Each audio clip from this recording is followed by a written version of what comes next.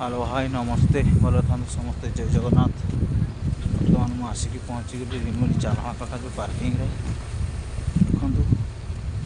चालाण काटिनी देखो पार्किंग भितर गाड़ी कम अच्छा कि रास्ता उपर बेसी अच्छा कहीं पार्किंग भर्ती करना गाड़ी फसुची बोली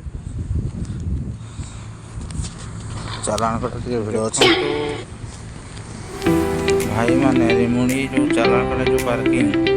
जमी गाड़ी पशुची भाई मैंने देखिकी गाड़ी पार्किंग भितर पशे ना ये टांगी रही जय जगन्नाथ। चालाण काटापी केते भिड़ अच्छा देखो भाई मैंने गाड़ी जोर तो काटामाटी आंद बंद चलती तो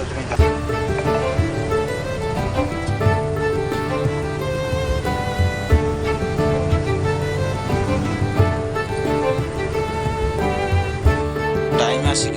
राति संध्या 7 हो गला देखो भाई आसिक जगनपुर टोल गेट क्रॉस कर गाड़ी ने फसली तो भाई टे टायर गरम टायर टे गरम हो टायर चेक करते टायर ठंडा कर बाहर